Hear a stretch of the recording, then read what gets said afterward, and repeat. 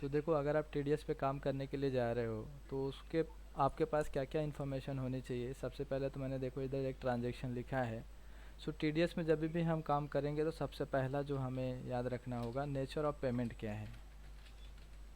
Nature of payment, ये पहले हमें खोजना है। दूसरा जो है आपका डिडक्टी टाइप। डिडक्टी मतलब होता है सप्लायर, ठीक है। डिडक्टी टाइप हमें फाइंड करना होगा। देन तीसरा जो है थ्रेशोल्ड लिमिट, थ्रेशोल्ड या exemption limit. Exemption limit with rate, आपको ये तीन चीज़ें आपको फाइंड आउट करना है टीडीएस में अगर हम काम कर रहे हैं तो। फॉर टीडीएस, और इसमें इम्पोर्टेंट ये ध्यान में रखना है कि अभी जो हम अपना पोजीशन रख रहे हैं, हमारा जो पोजीशन है वो है एक कस्टमर के हिसाब से हम सोच रहे हैं। कस्टमर यानी कि कस्टमर को हम बोलते हैं डिडक्टर। टीडीएस के लैंग्वेज में अगर हम बोले, जो टीडीएस के वर्ड है, सप्लायर को हम डिडक्टिव बोलते हैं, कस्टमर को हम डिडक्टर बोलते हैं, और बैंक को हम ट्रेजरी बोलते हैं, ठीक है। ट्रेजरी बोलते हैं बैंक को। सो ये तीन इन्फॉर्मेशन हमें पता होना चाहिए। जैसे कि आप देखो इसमें जो मैंने ये लिखा है एडवर्टाइजमेंट, और ये जो एडवर्टाइजमेंट होगा, अगर मैं इसका नेचर ऑफ पेमेंट फाइंड करूँ तो इसका जो नेचर ऑफ पेमेंट जो फाइंड होगा वो होगा पेमेंट टू कॉन्ट्रैक्टर। कॉन्ट्रैक्टर होगा, और इसके साथ में इसका मैं अपना सेक्शन कोड भी लिख देता हूँ। इसका सेक्शन कोड है 194C। ये हमें मिल गया नेचर ऑफ पेमेंट। अब डिडक्टिव टाइप को कैसे आइडेंटिफाई करेंगे, तो डिडक्टिव टाइप जो भी आइडेंटिफाई आप करोगे, इसके पैन कार्ड से आइडेंटिफाई करोगे। देखो मैंने आगे इसका जीएसटी नंबर लिखा है, इसमें पैन कार्ड नंबर भी है। AFWPG 67051ZX। एक का इसमें एक कैरेक्टर बच गया है तो मैंने लिख दिया 1ZX। सो इसमें जो है स्टार्टिंग का जो पैन कार्ड इधर से आपको दिखाई दे रहा है इतना 10 डिजिट, ये आपका पैन कार्ड है। और इसके फोर्थ वाले कैरेक्टर से आपको आइडेंटिफाई करना है कि ये पैन कार्ड जो है वो किस टाइप का पैन कार्ड है। इंडिविजुअल है, एचयूएफ है, कंपनी है, पार्टनरशिप फॉर्म है, क्या है। सो पी जो रहता है वो इंडिविजुअल रहता है, यानी प्रोप्राइटरशिप रहता है। तो अब हम डिडक्टिव टाइप में अगर हम इसको फाइंड करें तो इसको हम बोलेंगे इंडिविजुअल है तो इंडिविजुअल एचयूएफ रेसिडेंस हो सकता नहीं, होगा इंडिविजुअल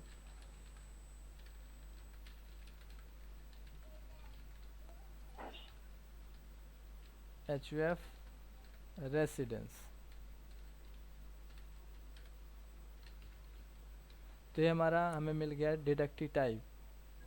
अब नेक्स्ट जो है इसकी थ्रेशोल्ड लिमिट हमें फाइंड आउट करना पड़ेगा। पेमेंट टू कॉन्ट्रैक्टर, अगर हम इस लिस्ट के अंदर चेक करें जो हमारा इनकम टैक्स डिपार्टमेंट का टीडीएस रेट ओपन हुआ है, सो उसको फाइंड करने के लिए आपको 194C वाला जो सेक्शन कोड है आप उसको देख लो। टीडीएस में इम्पॉर्टेंट यही है, नेचर ऑफ पेमेंट और उसका सेक्शन कोड 194C।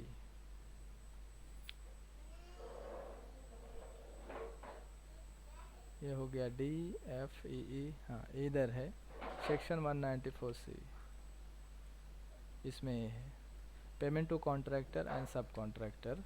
और इसका जो रेट है अभी है वो 1% है। इंडिविजुअल है तो 1%, अगर अदर जैसे कि कंपनी है तो उसको 2% लगेगा। लेकिन इसमें इसकी थ्रेशोल्ड लिमिट दिया नहीं गया है। तो पेमेंट टू कॉन्ट्रैक्टर की जो थ्रेशोल्ड लिमिट होती है वो आप गूगल पे फाइंड आउट कर सकते हो। सो मैं इसमें लिख देता हूँ 194C payment to contractor threshold limit, threshold limit. So इसमें 194C का जो भी है कॉन्ट्रैक्टर अभी जो है ये इसमें 1 लाख रुपीज़ हो गया है। बट नहीं, इसमें अगर आप देखो ये तो जो है आपका इंडिविजुअल अदर, बट इसमें अलग है। बट सिंगल ट्रांजेक्शन अगर हम देखें तो इसमें जो लिखा गया है वो 30,000 लिखा गया 194C। सो हम पहला वाला ही लेके चलते हैं 194C 30,000 का थ्रेशोल्ड लिमिट। सो इसमें हम इधर मेंशन भी कर देते हैं थ्रेशोल्ड लिमिट जो है 30,000 है इसका। सो अब हमारा देखो जो एडवर्टाइजमेंट हम एक्सपेंसेस करना चाहते हैं, वो 1 लाख रुपीज़ का हमारा बजट है। सो ये सब इन्फॉर्मेशन तीनों हमें मिल गया। अब इसी पे हमें क्या करना है, टैली में वर्क करके लेना है। सो पहला जो आपको काम करना होगा, लेजर बनाना होगा। सॉरी, लेजर बनाने से पहले आपको कंपनी क्रिएट, या कंपनी आपका अगर क्रिएट है, बट फिर भी प्रोसीजर मैं लिख देता हूँ, क्रिएट कंपनी। देन दूसरा जो होगा आपका, लेजर भी बनाना पड़ेगा, लेजर एंड ग्रुप। और कंपनी क्रिएट करते समय आपको ये भी ध्यान देना है, टीडीएस की सेटिंग भी चाहिए, टीडीएस सेटिंग्स भी करना है। देन लेजर एंड ग्रुप बनाना है, और देन वाउचर एंट्री करना है। या आप ऐसा भी बोल सकते हैं, लेजर एंड ग्रुप से पहले आप बना लो टीडीएस नेचर ऑफ पेमेंट, आपको क्रिएट करना पड़ेगा। Then ledger and group, then इसके बाद हम वाउचर बनाएंगे। और देन वाउचर में आपको कौन सा वाउचर बनाना वो भी बता देता हूँ। या तो आप जर्नल एंट्री पास कर सकते हो, जर्नल वाउचर का यूज़ कर सकते हो, या तो आप परचेज वाउचर यूज़ कर सकते हो। तो मैं रिकमेंड आपको करूँगा परचेज वाउचर यूज करो, क्योंकि इसमें जो कैलकुलेशन होगा वो ऑटोमेटिक कैलकुलेशन होगा। सो परचेज वाउचर ही हम यूज़ करेंगे। जनरल वाउचर में आपको मैनुअली कैलकुलेट करके सभी चीज़ें लिखनी होंगी, क्योंकि इसमें जीएसटी भी है और टीडीएस भी लगेगा। और हाँ, इसमें मैं जीएसटी, देखो जीएसटी नंबर लिखा है तो इस पर जीएसटी भी लगेगा। तो जीएसटी जो एडवर्टाइजमेंट पे लगेगा, पहले तो लिख लेते हैं, टीडीएस इस पर हमको 1% देना है, और जीएसटी जो देना है हमें इस पर 18% की जीएसटी देना होगा, क्योंकि सर्विसेज जितनी भी होती है वो आपका 18% के अंडर आती है, 18%। सो ये हो गया हमारा। बट इसका कैलकुलेशन भी हमें जानना ज़रूरी है। तो फ़िलहाल पहले हम वाउचर के बारे में बात कर लेते हैं, देन उसके बाद आगे बढ़ेंगे। जनरल वाउचर मैंने बोला, देन परचेज वाउचर, ये तो है जस्ट रिकॉर्ड करने के लिए बिल को, रिकॉर्ड बिल। दूसरा जो होगा वाउचर, आपको पेमेंट करना होगा। हमें इसमें 2 पेमेंट करना होगा। एक पहला पेमेंट जो होगा, हम जो टीडीएस को डिडक्ट करेंगे और गवर्नमेंट को पे करेंगे, ठीक है। सो उसको हम टीडीएस पेमेंट बोलेंगे। टीडीएस एक पेमेंट आपको करना है, पेमेंट टू गवर्नमेंट। देन इसके बाद दूसरा जो पेमेंट होगा आपका, पार्टी को पेमेंट देना जिससे आपने सर्विसेज लिया है, पार्टी पेमेंट। ये आपको वाउचर में 3 वाउचर बनाने होंगे, परचेज वाउचर, पेमेंट वाउचर, फिर से पेमेंट वाउचर। पहला पेमेंट जो है टीडीएस पेमेंट के लिए, जिससे हम चालान जनरेट कर सकते हैं, चालान जनरेट करेंगे। और देन इसके बाद हम पार्टी का पेमेंट देंगे विथ जीएसटी के साथ। अब रही बात इसकी कैलकुलेशन, इसका कैलकुलेशन कैसे करना है, यानी कि ये टीडीएस 1% कैसे कैलकुलेट होगा, जीएसटी 18% कैसे कैलकुलेट होगा, वो हमें देखना ज़रूरी है। सो हमारा जो बेस वैल्यू है या बेसिक वैल्यू जो है बिल की, वो 1 लाख रुपीज़ है। और देन इस पे हमारा जो टीडीएस लग रहा है, पहले तो जीएसटी निकाल लेते हैं। अगर हमारा लोकल है, जैसे हमारा विद इन महाराष्ट्र के अंदर है, तो सीजीएसटी या जीएसटी लगेगा।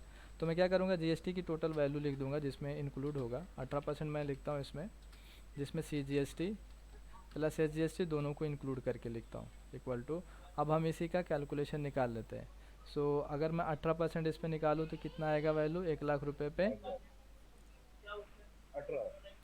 18,000। 18,000 आ जाएगा इसमें।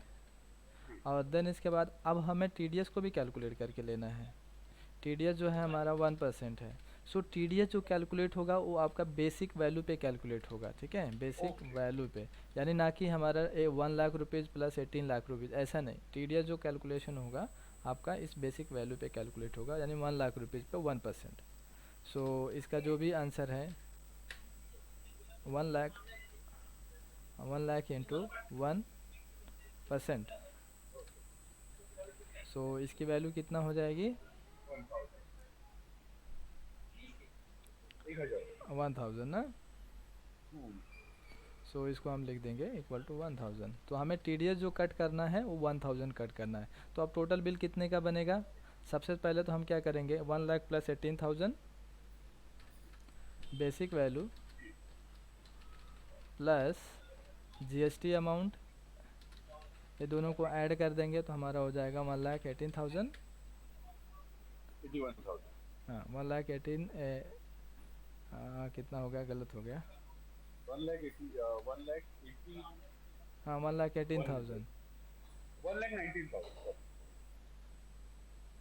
नहीं, इसमें जो भी होगा हमारा अब 1 लाख प्लस 18,000 ऐड करो, देखो कितना होता है। 1,19,000 ये हो गया ना सर, 1,19,000 टोटल हो जाएगा right? और ये नहीं, 1,18,000 हो गया। ये 1,18,000 हो गया हमारा, 118,000। जी सर। लेकिन ये जो है, जो हमारा ये टी डी एस वैल्यू है, ये हमें सप्लायर को नहीं देना है मैंने 1,000 रुपीज़। ये हम टी डी एस वाली वैल्यू जो है उसको डिडक्ट करके अपने पास रखेंगे, और हम इसको जो 1,000 रुपीज़ है ये हम गवर्नमेंट को देंगे, हम हमारे पास है, यानी कि रिसिपिएंट इसको पे करेगा टी डी एस वैल्यू। ठीक है। जी। सो अभी इतना वैल्यू हो गया हमारा। सो हम क्या करेंगे, पार्टी को जो पैसा देंगे, पार्टी पेमेंट जो भी होगा वो आपका 1,18,000 माइनस हो जाएगा 1,000 रुपीज़। सो फाइनल वैल्यू हमें इतना देना होगा सप्लायर को। सो 1,17,000 रुपये हमें देना होगा पार्टी को विथ जीएसटी के साथ। ये वैल्यू हमारा पार्टी को पेमेंट होगा, और ये 1,000 रुपीज़ जो होगा ये हम इनकम टैक्स को पे करेंगे, यानी गवर्नमेंट को पे करेंगे। सो यही इन्फॉर्मेशन ये था हमारा कैलकुलेशन हमें मैनुअली भी आना चाहिए, जिससे कि हम ऐसा श्योर ना हो कि टैली हमें बराबर काम करके देगा, लेकिन कहीं पे अगर हमारा लेजर गलत हुआ, सो कैलकुलेशन भी हमें बराबर से देखना है कि अगर जो हमने कैलकुलेशन मैनुअली करके लिया है वही आंसर आ रहा है तो ठीक है, नहीं तो गलत आ रहा था, हमको उसको वेरीफाई करना पड़ेगा, चेक करना पड़ेगा। अब मैं यही इन्फॉर्मेशन आपको टैली में इम्प्लीमेंट करके दिखा देता हूँ कि इसको करना कैसे है।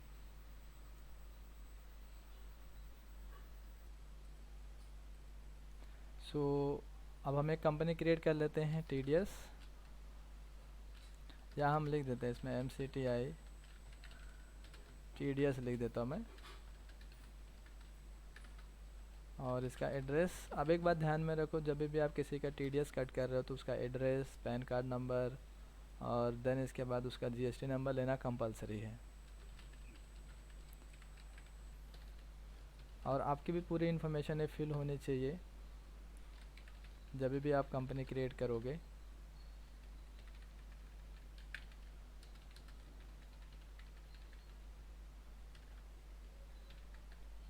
सो मैं इसमें ईमेल भी लिख देता हूँ, जो जो मेरे पास डिटेल होगा वो सब मैं अपने कंपनी का फिल कर दूँगा, और वेबसाइट अगर है तो लिखना है, नहीं है तो आप उसको स्किप करके छोड़ दो। तो मैंने देखो इसमें क्या क्या इन्फॉर्मेशन फिल किया है, कंपनी का नाम, एड्रेस डाल दिया, देन ये बाकी का डिटेल जैसा state, country, pin code, mobile number, email ID, then financial year हमारा होगा ये।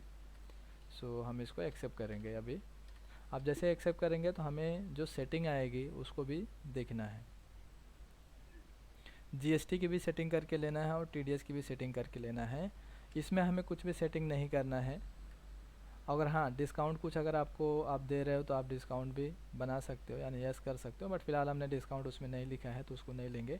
सो इसमें मैं कुछ भी यस नो नहीं करूँगा, जैसा है बाय डिफ़ॉल्ट वैसे रखूँगा। लेकिन इसमें मुझे दो इन्फॉर्मेशन को, देखो जीएसटी बाय डिफ़ॉल्ट तो यस दिखाई दे रहा है, बट टीडीएस वाली वैल्यू या टीडीएस वाला ऑप्शन नो दिखाई दे रहा है, बराबर। तो इसको ही हमें एंटर करके इधर आना है, और जीएसटी की इन्फॉर्मेशन हम अपने कंपनी का डालेंगे। सो मैं इसमें लिखूँगा 27 AURPB 4666 N1ZX, ये मेरा जीएसटी नंबर हो गया, और इसको सेव कर दिया मैंने। अब टीडीएस वाली इन्फॉर्मेशन, अब देखो टीडीएस जब भी करोगे तो आपके पास कंपनी का टैन नंबर होना चाहिए, यानी अगर आप किसी का भी टीडीएस कट कर रहे हो तो आपके पास टैन नंबर होना चाहिए, यानी टैक्स असेसमेंट नंबर होना चाहिए आपके पास।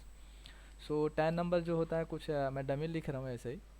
सो पहला 4 जो होगा अल्फ़ा होता है, 5 न्यूमेरिक होगा, सो इसमें पी लिख देता हूँ, 5 न्यूमेरिक होगा और लास्ट वाला अल्फ़ा होगा। पैन कार्ड ऐसा नहीं होता है, पैन कार्ड जो होता है आपका 5 अल्फ़ा होता है स्टार्टिंग का, फिर 4 न्यूमेरिक होता है, लास्ट अल्फ़ा होता है। और एक बात ध्यान में रखो, जब भी पैन होगा आपके पास तो ही टैन के लिए आप अप्लाई कर सकते हो, विदाउट पैन टैन अप्लाई हम नहीं कर सकते, ठीक है। सो ये हमारा हो गया, टैन नंबर हमने लिख दिया, और बाकी का जो है हमारा कंपनी है, हम ऐसा सोच रहे हैं इंडिविजुअल एच भी ले सकते हो।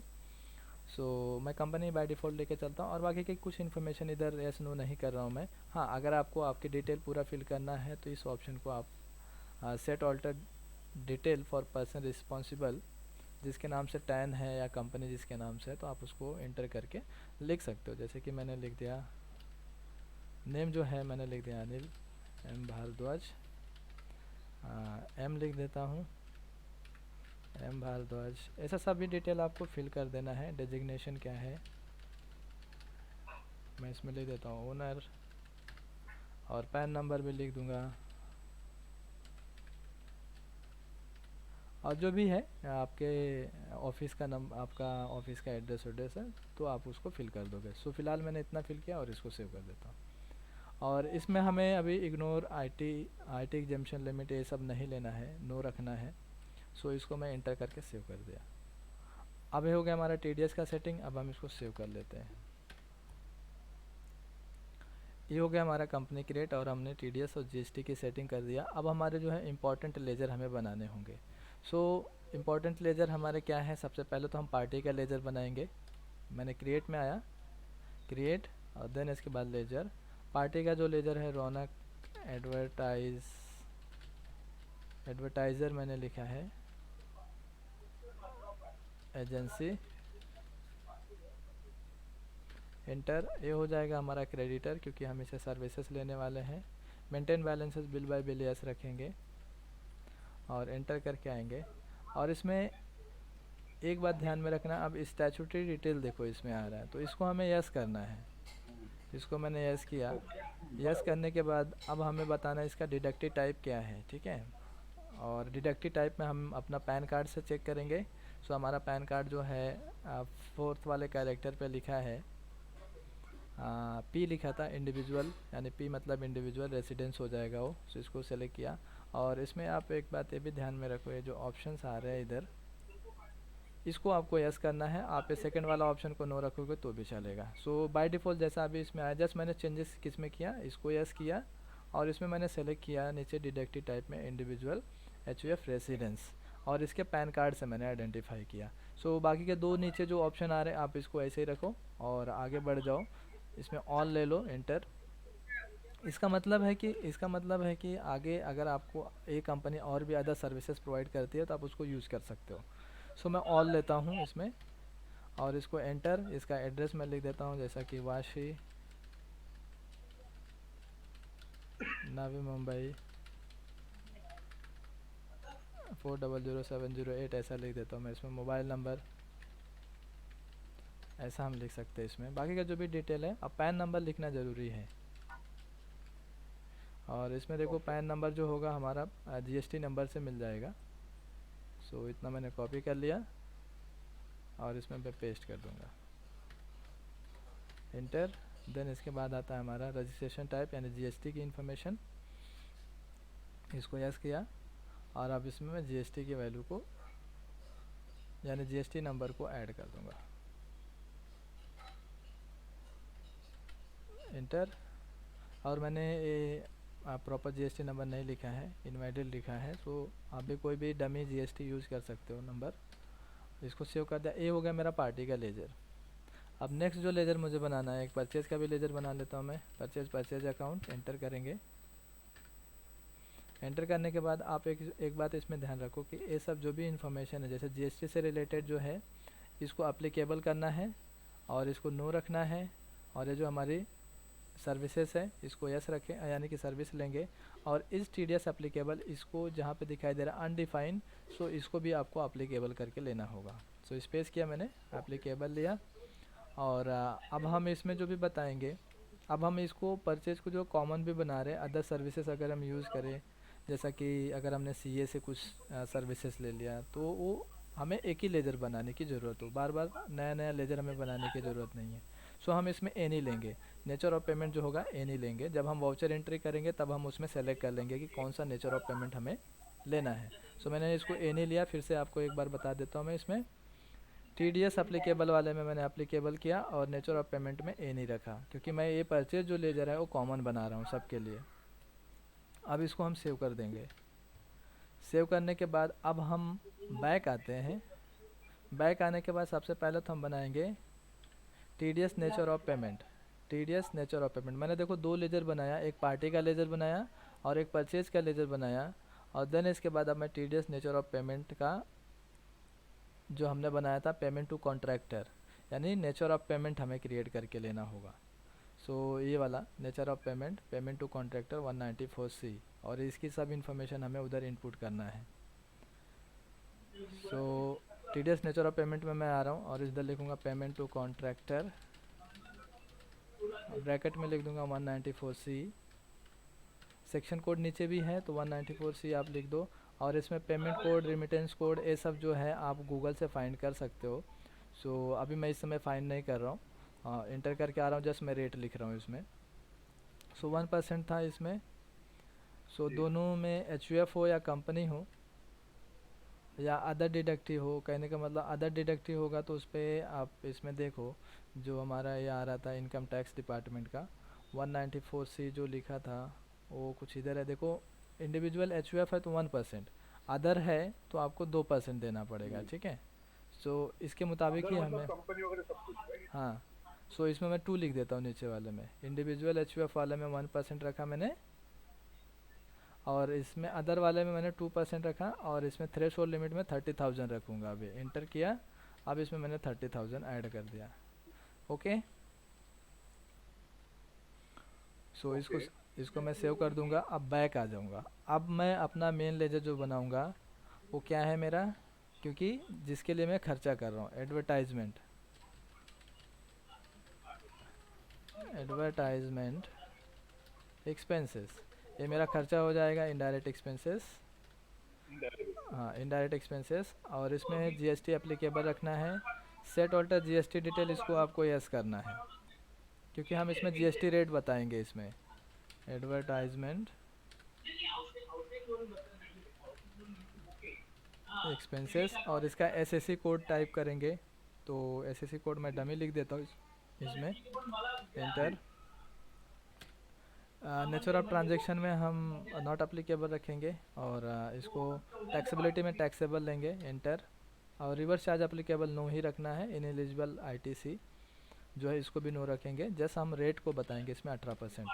अब 18% मैं क्यों बता रहा हूँ, क्योंकि इधर मैंने देखो 18% जीएसटी लिखा है, और हमारा कैलकुलेशन भी सब 18% पे ही हुआ है। सो अब ये CGST HGST आपका 99% हो जाएगा, और इसको एंटर करके एक्सेप्ट करेंगे। और टाइप्स ऑफ सप्लाई में आपको रखना है सर्विसेज, एंटर। अब इसमें इस TDS एप्लीकेबल स्पेस करूँगा और इसको एप्लीकेबल करूँगा मैं इधर। अब इसमें मैं चूज करूँगा nature of payment. Nature of payment जो होगा हमारा पेमेंट टू कॉन्ट्रैक्टर होगा, और इसमें मुझे चूज करना होगा पेमेंट टू कॉन्ट्रैक्टर। ये लेजर को आपको बहुत ही केयरफुल बनाना है, इतनी इन्फॉर्मेशन आपको करेक्ट फिल करनी है, तो ही जाके आपका ऑटो। जीएसटी सेल डिटेल्स में चेक कर दिया, डिटेल्स 18% सर्विसेज और टीडीएस एप्लीकेशन। ओके, हम्म और फिर नेचर ऑफ पेमेंट नहीं ऑप्शन। ये लेजर आपका परफेक्ट बनना चाहिए तो आपका ऑटोमेटिक कैलकुलेट होगा। अदरवाइज़ कभी कभी क्या होता है जब हम वाउचर एंट्री करते हैं तो कैलकुलेशन नहीं होता, तो हमें इधर ही आके चेक करना पड़ता है कि क्या हमने लेजर अपने जो बनाए वो बराबर बनाए हैं। अब हम बनाएंगे लेजर जो है CGST या GST का लेजर बना के लेंगे। CGST ड्यूटीज़ एंड टैक्सेस हो जाएगा, ये GST होगा, और सेंट्रल टैक्स। और इसमें एक बात ध्यान में रखो कि ये जो हमारा TDS एप्लीकेबल है, यानी TDS एप्लीकेबल अनडिफाइन है तो हम इसको नॉट अप्लीकेबल करेंगे, क्योंकि हमारा जो TDS कैलकुलेट होगा उसके बेसिक वैल्यू पे कैलकुलेशन होगा जो GST की वैल्यू होगी। सो मैं फिर से आपको एक बार दिखा देता हूँ। देखो 1 लाख रुपये जो हमारा बेसिक वैल्यू था, और 1 लाख पे हमने 1% निकाला है, ना कि GST की वैल्यू और TDS की बेसिक वैल्यू ऐड करके नहीं निकाला हमने। सो इसको 1 लाख रुपीज़ पे ही आपको कैलकुलेट करके लेना है, तो इसको हम नॉट अप्लीकेबल करेंगे इधर लेजर में। ये हो गया हमारा CGST का लेजर। ऐसे हमें SGST का भी बनाना है, सो इसको मैं एक्सेप्ट कर देता हूँ। मतलब कोई भी गवर्नमेंट टैक्स में कोई भी कुछ भी टीडीएस एप्लीकेबल नहीं होता ना। किस पे, सॉरी? मैं बोल रहा था कोई भी गवर्नमेंट टैक्स में टीडीएस एप्लीकेबल नहीं होगा ना। गवर्नमेंट टैक्स बोलेंगे तो क्या? ये जो आपने बनाया अभी पहले आपने सीजीएसटी का लेजर बनाया, हम्म वहाँ पे भी टीडीएस एप्लीकेबल नहीं था, यहाँ पे भी नहीं है, तो मतलब कोई भी इसमें हम लोग जब लेजर बनाएंगे कोई भी गवर्नमेंट टैक्स का, आईजीएसटी, सीजीएसटी, एसजीएसटी वगैरह, तो हम्म। इसमें टीडीएस एप्लीकेबल नहीं होगा ना? सिर्फ टीडीएस, ये जो हम कर रहे हैं ना, टीडीएस के ऊपर जो जो जीएसटी है ना, जीएसटी और आपका टीडीएस वाला वैल्यू जो है, इसका कैलकुलेशन जो है मैंने बताया कि आपको बेसिक वैल्यू पे कैलकुलेट करना है। लेकिन अगला जो टॉपिक मैं आपको बताऊंगा टीसीएस, हम्म, टीसीएस में क्या होगा कि उसकी बेसिक वैल्यू प्लस टीसीएस अपना जीएसटी की वैल्यू दोनों ऐड होने के बाद उसके ऊपर हमें निकालना होगा। यानी कि ओके। ऐसा ज़रूरी नहीं है कि अगर जीएसटी की वैल्यू है, यानी कि उसमें टीसीएस में क्या होगा कि आपका जीएसटी का वैल्यू और जो आपकी प्रोडक्ट की वैल्यू होगी, दोनों को इंक्लूड करने के बाद उसकी जो थ्रेश होल्ड लिमिट होगी उससे माइनस करने के बाद जो वैल्यू बचेगा उस पर टीसीएस कैलकुलेशन करना पड़ेगा।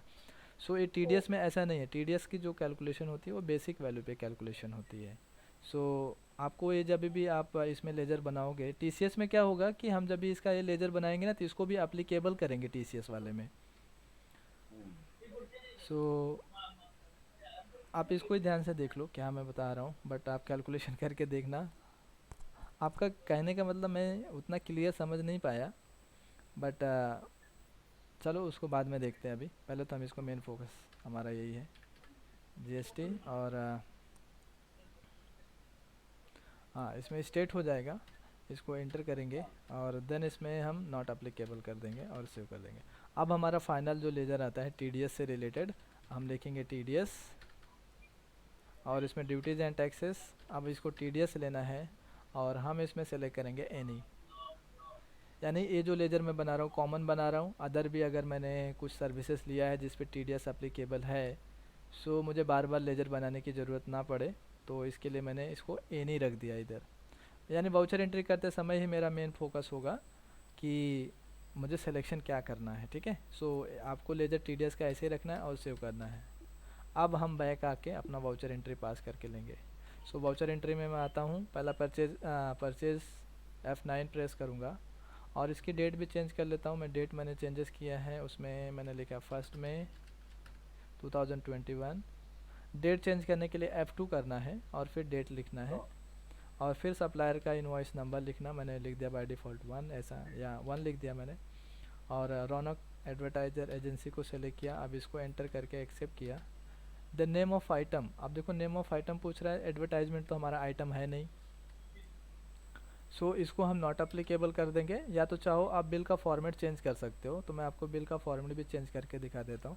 इसमें जो दिखाई दे रहा है पार्टी अकाउंट नेम दिखाई दे रहा है और नेम ऑफ़ आइटम दिखाई दे रहा है, इसमें आपको आगे क्वांटिटी रेट ये सब भी दिखाई देंगे।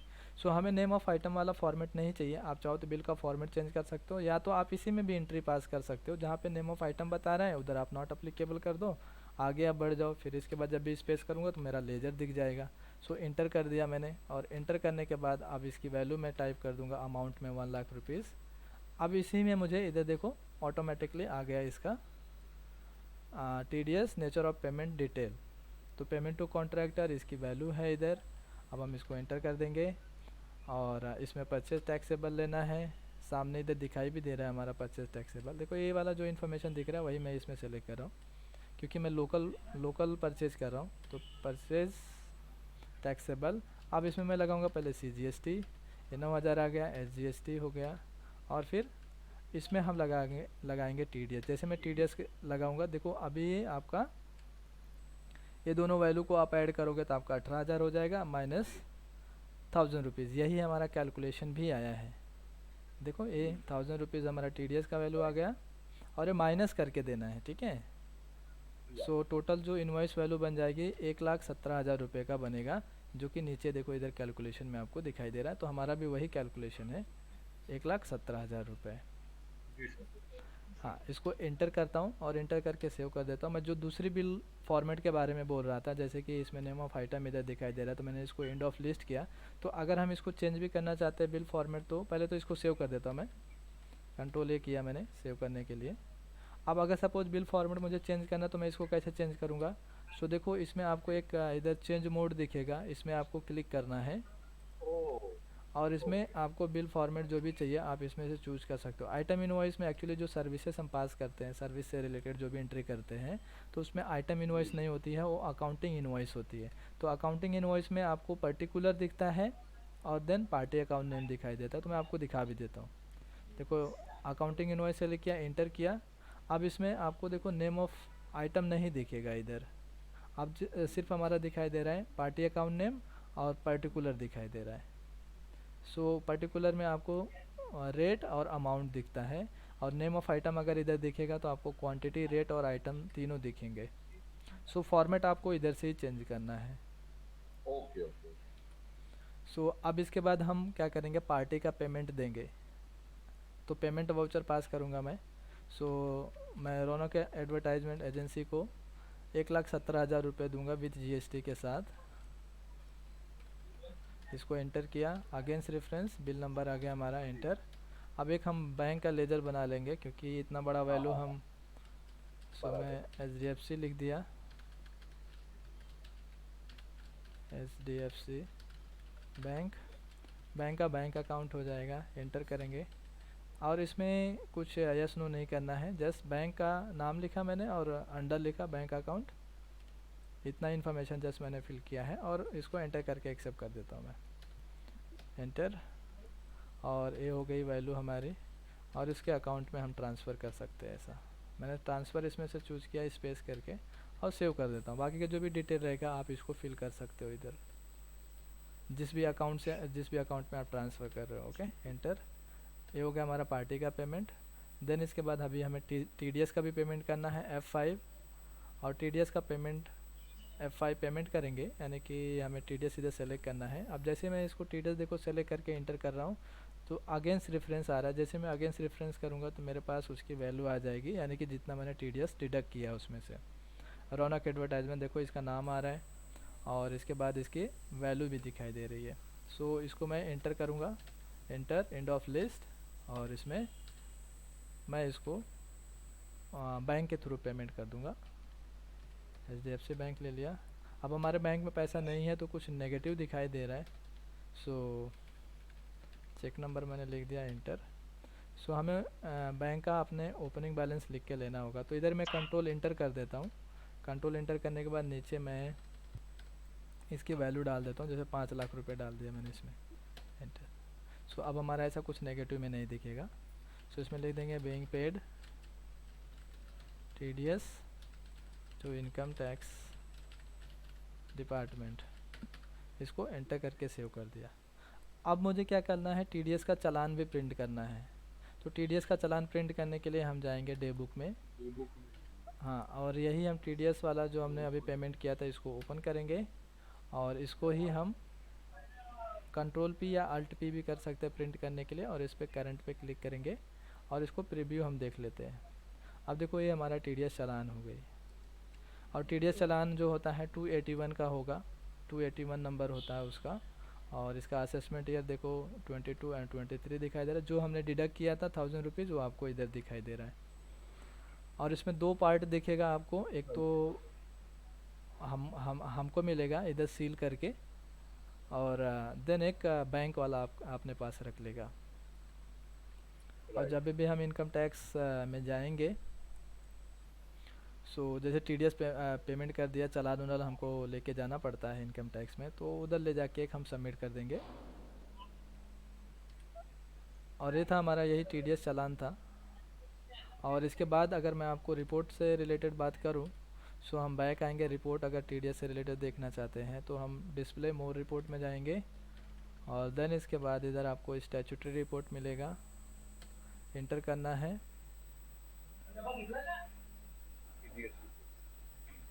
और देन इसके बाद इधर हमें TDS रिपोर्ट देखना है। और इसमें देखो पहला जो ऑप्शन मिल रहा है आपको चालान रिकन्सिलेशन। जैसे आप चालान रिकन्सिलेशन में जाओगे, सो जो हमने अभी डिटेल एंट्री किया था पेमेंट का, उसमें मैंने कुछ भी इन्फॉर्मेशन, चेक नंबर और बैंक का नाम या कौन सा ब्रांच से मैंने पेमेंट किया, वो सब कुछ डिटेल नहीं दिया था। सो हमें ये सब डिटेल भरना होगा। मैं अभी आपको दिखाता हूँ इसमें। और इसमें देखो एक फॉर्म भी है, 2 हमारे फॉर्म है, 26Q एंड 27Q। सो जैसे मैं इसको एंटर करूँगा, तो देखो इसमें जो, और एक बात देखो ध्यान में रखना है हमें, 26Q और 27Q क्या है, ठीक है। ये सब के बारे में अभी मैं आपको बाद में बताता हूँ। पहले तो ये सब जो भी इंफॉर्मेशन आपको रिकन्सिलेशन, ये मेन इंपॉर्टेंट है। सो पहला जो चालान रिकन्सिलेशन है जो आपने पेमेंट किया है, अब देखो इसमें अगर 26Q में जब भी मैं आ रहा हूँ, सो नीचे देखो मैंने पेमेंट तो कर दिया है बट फिर भी ये पेबल में दिखाई दे रहा है, बैलेंस पेबल में दिख रहा है 1000 रुपीज़। और इसमें ऊपर वाले में इंफॉर्मेशन आपको दिखेगी अनसर्टेन ट्रांजेक्शन।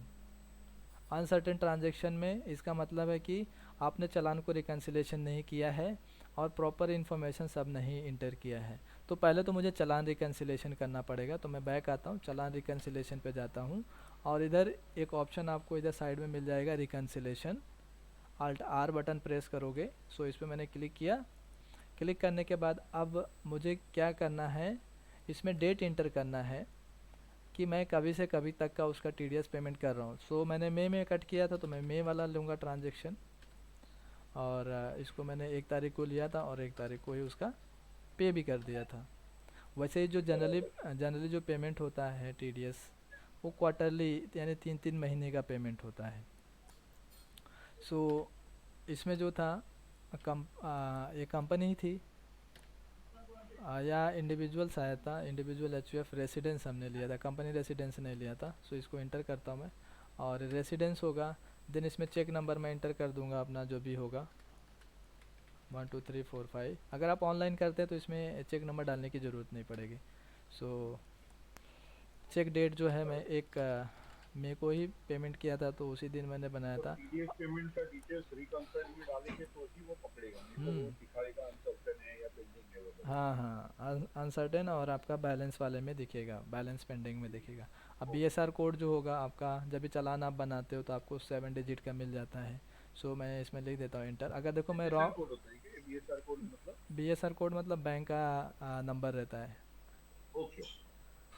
सो देखो इसमें बता रहा है न्यूमेरिक 7 कैरेक्टर होना चाहिए। सो इसमें मैंने इसके लिए 777 लिख रहा था मैं।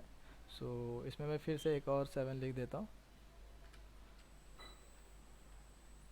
बट ये अलग रहेगा, ऐसा 777 ही नहीं रहेगा, मैं बाय डिफ़ॉल्ट ऐसा लिख रहा हूँ। और इसमें चालान नंबर जो भी होगा 1 2 3 4 5 6, यानी जब भी हम उसको पेमेंट करेंगे बैंक से तो हमारे पास चालान जनरेट होगा, उस पर सब ये डिटेल आ जाएगा आपका, जैसा BSR कोड, चालान नंबर, चालान डेट, ये सब आपको उसमें मिल जाएगा। सो इसके बाद इंटर करता हूँ, चालान डेट मैं 1 मई को ही लेता हूँ और इसमें मैंने HDFC बैंक से पेमेंट किया था और इसका ब्रांच बता दूंगा, जैसे खारघर या हीरानंदानी खारघर, इसको इंटर कर दिया और सेव कर दिया। अब देखो रिकन्सिलेशन किया तो ये इधर से इन्फॉर्मेशन चली गई। अब मैं बैक आता हूँ, अब आपको 26Q दिखाता हूँ। अब इसमें देखो आपका जो भी वैल्यू दिखाई देगा, देखो अब इसमें बैलेंस पहले पेबल वाले में दिखाई दे रहा था, इधर से वैल्यू हट गई, अब हमारा टोटल पेड वाले में आ गया। और इसमें जो है पेमेंट टू कॉन्ट्रैक्टर के लिए हमने डिडक्ट किया था तो इसमें नाम भी आ गया इसका, और जो अनसर्टेन ट्रांजेक्शन में 1 दिखाई दे रहा था इधर 0 हो गया, और zero. Include in return transaction में हमारे पास 1 आ गया। ओके, सो ये सब इंफॉर्मेशन है, आपको ऐसे TDS से रिलेटेड काम करना है। और हम इसमें जान रहे थे क्या कि 26Q क्या है और 27Q क्या है। आप गूगल पे जाके सर्च करोगे तो आपको ये सभी इन्फॉर्मेशन मिल जाएगी। 26Q, form 26Q।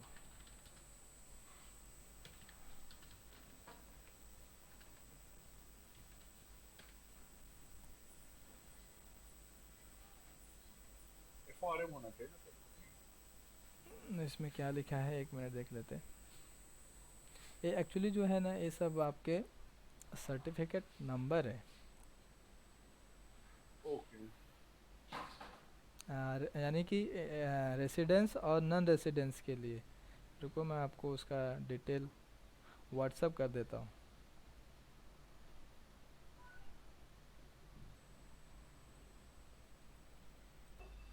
अब इसमें देखो जो 26Q है मैं आपको एक बार थोड़ा सा बता भी देता हूँ और फिर मैं आपको व्हाट्सअप करता हूँ। बहुत सारे इसमें है, फॉर्म 24Q भी है, फॉर्म 26Q भी है, फॉर्म 27Q है। सो इसमें हमारे इसमें जो टैली में बता रहा है वो बता रहा है सिर्फ हमारा 26Q एंड 27Q बता रहा है। तो 26Q जो है वो आपका है सैलरी को छोड़ के, सैलरी को छोड़ के बाकी जितने भी आप सर्विसेज लोगे वो जो होगा ओके, फॉर्म 26Q में आएगा, ठीक है। सैलरी छोड़ के सब 26। हाँ 26Q में आएगा सैलरी। इसमें लिखा है TDS on all payment except salary, 26Q form use होता है। और इसका फर्स्ट क्वार्टर होगा जुलाई, 31 जुलाई को पेमेंट होता है।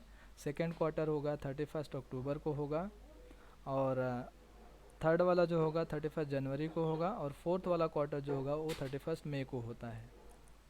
और 27Q जो फॉर्म है वो होता है आपका TDS on all payment made to non residence except salary. Non residence बोलेंगे तो आपका NRI वाले हो गए, तो उनके लिए 27Q यूज़ होता है फॉर्म, ओके। और सैलरी के लिए अगर हम देखें तो 26 सॉरी फॉर्म 16 यूज़ होता है सैलरी के लिए ईयरली।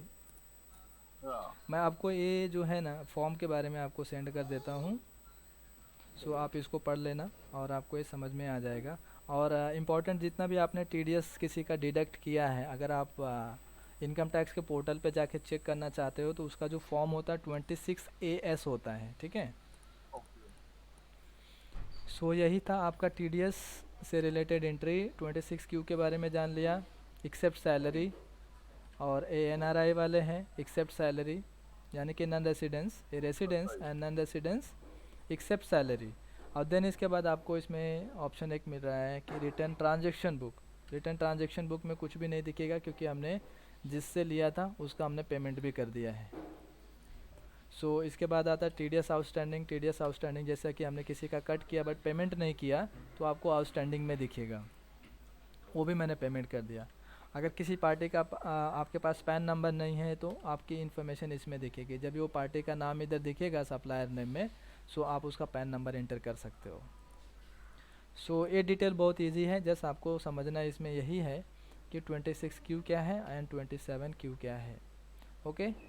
सो एक्सेप्ट सैलरी फिर से बताऊंगा मैं, एक्सेप्ट सैलरी जितना भी होगा वो 26Q में जाएगा, यानी residence. Except salary non residence के लिए 26Q यूज़ होगा। सो और जितना भी आपने TDS, 27 क्यू नॉन रेसिडेंस को 27 क्यू हाँ एक्सेप्ट सैलरी, और ये विदाउट सैलरी इनके बाकी का जो है वो 26 क्यू, नहीं तो फिर सैलरी वालों को फॉर्म। फॉर्म 16, हाँ बराबर, सैलरी वालों के लिए फॉर्म 16। सो चालान रिकन्सिलेशन जो भी आपने TDS पेमेंट किया है और उसमें अगर आपको पूरा डिटेल डालना है चालान से रिलेटेड तो आप इसको ओपन करके कर सकते हो, जो कि मैंने आपको पिछला बताया अभी। सो इतना आई थिंक आपको समझ में आया रहेगा।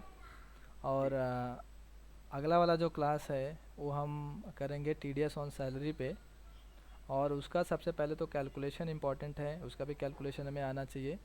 सो मैं आपको एक फॉर्मेट सेंड करूँगा, सो ठीक है मैं उसी समय बता दूंगा आपको क्योंकि उसमें कैलकुलेशन बहुत ज़्यादा है। सो अगले क्लास में हम देखेंगे TDS ऑन सैलरी। सो आज का क्लास हम इधर ही वाइंड अप करेंगे। आप इसको एक बार फिर से प्रैक्टिस करके देखो और एक दो और ट्रांजेक्शन करके देखो। और मैं आपको एक दो ठीक है, ट्रांजेक्शन और भेजता भी हूँ, 2 ट्रांजेक्शन आपको भेजता हूँ, आप उस पर प्रैक्टिस करके देखो। ठीक है, और इसका रिकॉर्डिंग भी आप भेज दीजिए, मैं गो थ्रू करके फिर से भेज दूँ। ओके ओके ठीक।